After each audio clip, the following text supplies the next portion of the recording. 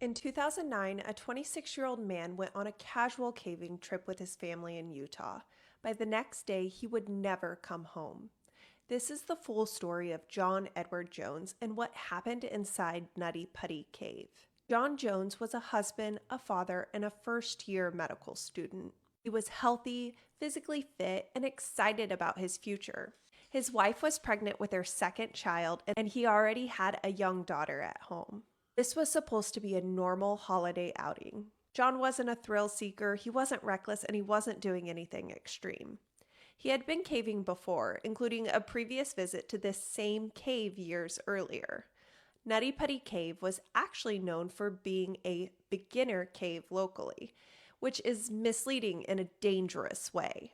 Because while parts of the cave are accessible, other sections narrow down to spaces barely wider than a human torso. Some passages are less than a foot across. Some slope downward and then tighten suddenly. And many of them require crawling headfirst with no easy way to turn around. That combination is what makes this cave unforgiving. On November 24th, 2009, John entered the cave with his family members, including his brother. At some point, the group split up to explore different sections.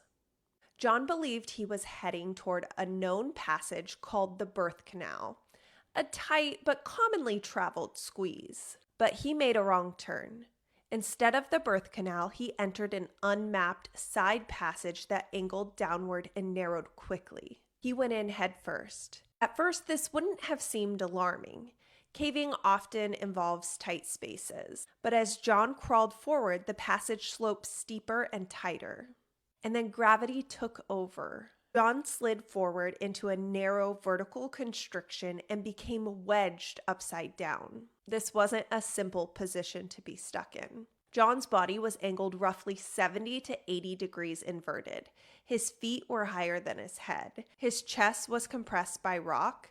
His arms were trapped beneath his torso, and the space around his chest was only about 10 inches wide. He couldn't move forward, but he also couldn't push himself backwards. There was no way to turn around. Once he was wedged, his own body weight had locked him into place. His brother tried to help him at first by pulling on his legs to get him out. But every attempt caused John to slide slightly deeper. That's when they realized this was no longer something they could fix on their own. Emergency services were called just before midnight, and by the time rescuers arrived, John had already been upside down for several hours. This is where physiology becomes critical.